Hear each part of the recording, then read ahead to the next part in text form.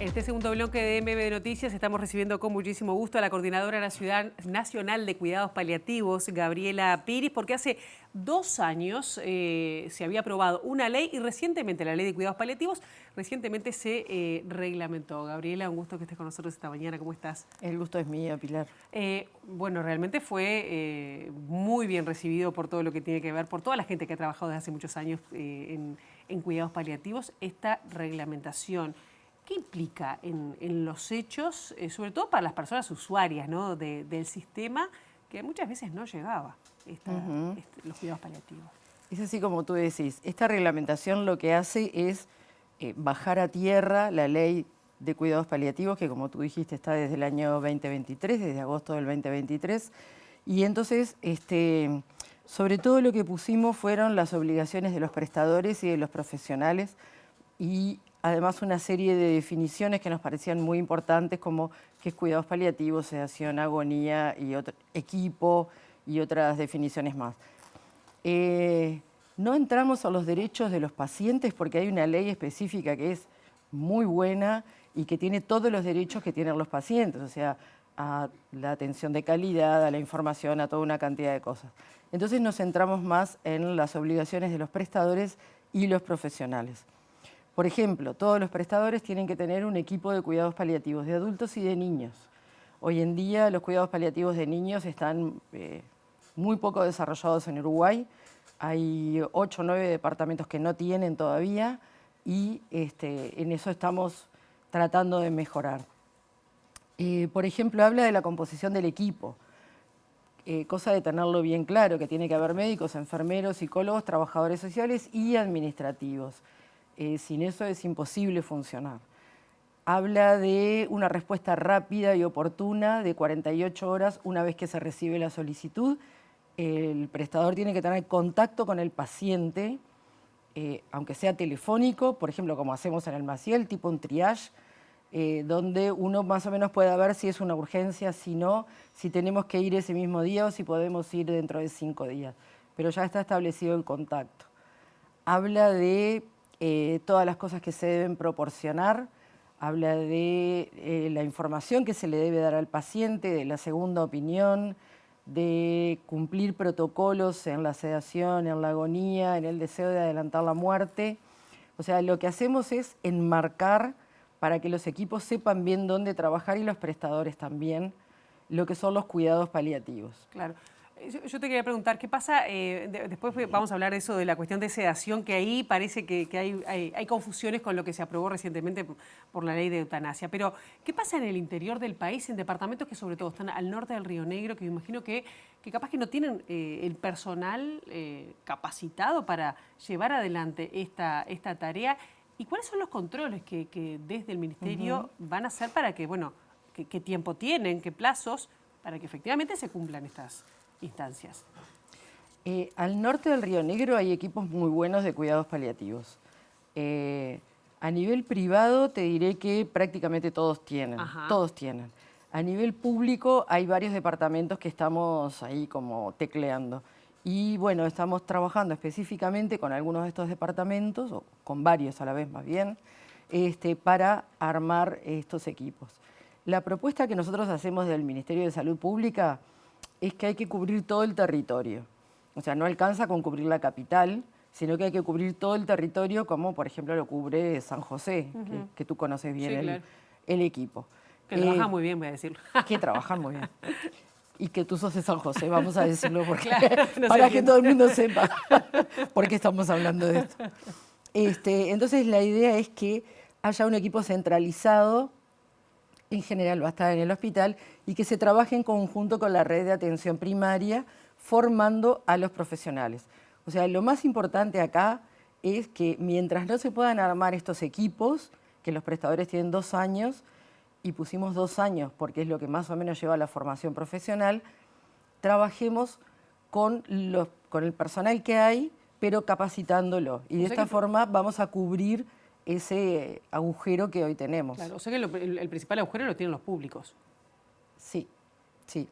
¿Y cuáles departamentos no tienen nada? Por ejemplo, Artigas, en lo público no tiene mucha cosa, Flores tampoco. Son unos cuantos que tienen equipos pero que tenemos que reforzarlos.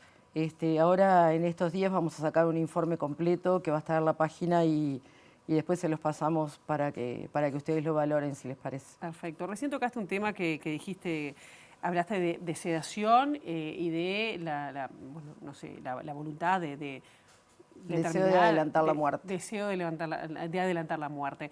¿Esto cómo se toca con la eutanasia? ¿Tiene que ver? ¿Cómo diferenciar ahí los cuidados paliativos que tanto se habló con lo de la eutanasia?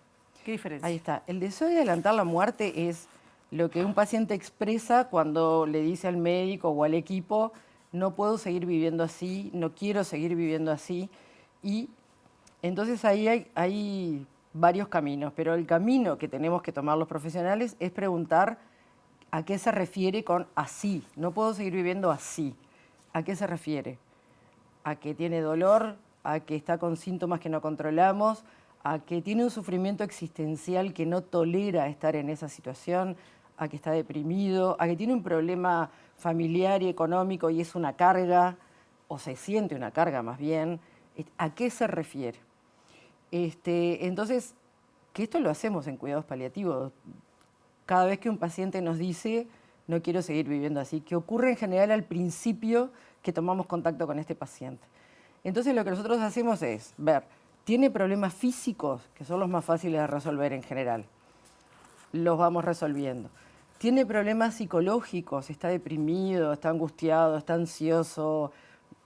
Todas las cosas que pueden haber. Bueno, pedimos que lo vea un psicólogo si es que el equipo básico no lo puede solucionar. ¿Tiene problemas sociales? Tratamos de solucionarlo. ¿Tiene problemas espirituales? Tratamos de encararlo. Hay terapias específicas para todos estos problemas existenciales de que mi vida ya no tiene sentido, yo ya no soy esta persona, prefiero morirme que seguir en esta situación. Bueno, todo eso tiene determinados encares específicos, por eso es importante trabajar en equipo. La gran mayoría de las veces esa idea desaparece. O sea, la gente en ¿Por qué general... se atiende esa necesidad o ese problema? Se van como encaminando. A veces, claro, hay problemas que no se solucionan, pero bueno, se van encaminando. O sea, solucionar un problema familiar o social es complejo, pero bueno, tratamos de promover la comunicación, de buscar otras redes, de hacer una cantidad de abordaje, un abordaje que nos permita mejorar eso. La gran mayoría de las veces se desactiva esa idea y, preguntado nuevamente el paciente, te dice: no, ya estoy bien, eso quedó para atrás. Puede existir, ahora que existe la eutanasia, que algún paciente, a pesar de todo lo que se haga, pueda pedir la eutanasia. Y ahí es donde se toca cuidados paliativos con la eutanasia. Y ahí tendremos que ver entonces si cumple los requisitos, tenemos que esperar la reglamentación de la ley de eutanasia y ver cómo se toca. Yo creo que van a ser muy pocos pacientes, ojalá sean muy pocos, porque esto significa que cuidados paliativos está trabajando bien y puede abordar todos los aspectos del paciente, pero digo, puede haber pacientes que no toleren estar viviendo de esa forma. Claro, ¿y ahí se cambiaría de equipo o podría seguir con Bueno, ahí con tendríamos paliativo? Que ver cómo va a ser, ahí todavía no sabemos en la práctica cómo va a ser. Ajá. Me imagino que recién hablabas de la capacitación para atender este tipo de casos y sobre todo, pienso también en niños, ¿no? Debe ser complejo. ¿Qué herramientas, qué personal? Y te voy a preguntar también sobre la sedación, que es un tema que nos quedó colgado, ¿no? Sedación no es lo mismo para niños que para personas mayores. ¿Cómo se resuelve Ahí eso? está. Para hacer cuidados paliativos, ya sea de niños o de adultos, hay que estar capacitado. O sea, muchas veces algunos prestadores nos dicen: no, nosotros hicimos cuidados paliativos toda la vida. Y nosotros entendemos que no. Asistieron a pacientes pasibles de cuidados paliativos, sobre todo pacientes al final de la vida, pero eso no es enfocarlo como una especialidad. Y también en esto de cuidados paliativos hay una parte que me gustaría especificarla, que si bien asiste a pacientes al final de la vida, no es solo eso. O sea, cada vez se va más para atrás en la evolución del paciente y los pacientes ingresan más tempranamente. En cuidados paliativos pediátricos ingresan desde el día 1, o sea, niños con malformaciones, con parálisis cerebral, ingresan ahí directamente. Para el abordaje requiere, o sea, una formación específica, se requiere trabajar en equipo porque hay que tomar muchas decisiones, o sea, al cabo del día tenemos que saber, trasladamos al paciente, transfundimos, sigue con la radioterapia, tenemos que hablar con el oncólogo porque no está tolerando bien la quimioterapia, yo qué sé, una cantidad de decisiones que son importantes para el paciente, que son importantes para el sistema, que implican también cuestiones económicas. O sea que se requiere una formación específica, sin lugar a dudas, y un equipo completo. Y cuidados paliativos de niños, para los que hacemos adultos nos resulta algo muy difícil, pero ellos ven niños siempre. Claro.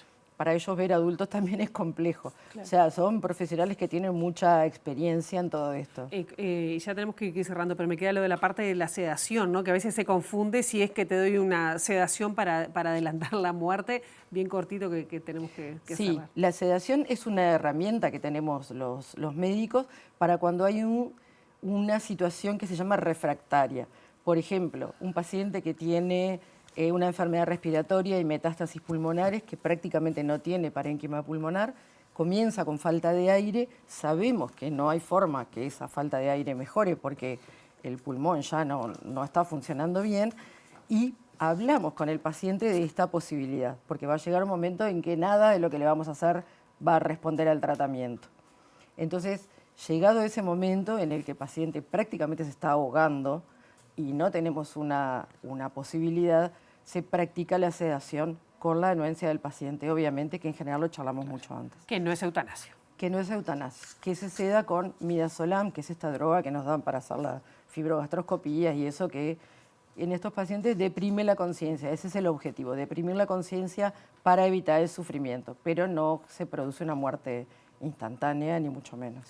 Gabriela Piris, muchísimas gracias y bueno, estaremos esperando ese informe y cómo sigue todo lo que tiene que ver con la reglamentación y el trabajo de ustedes. Gracias. Gracias a ustedes.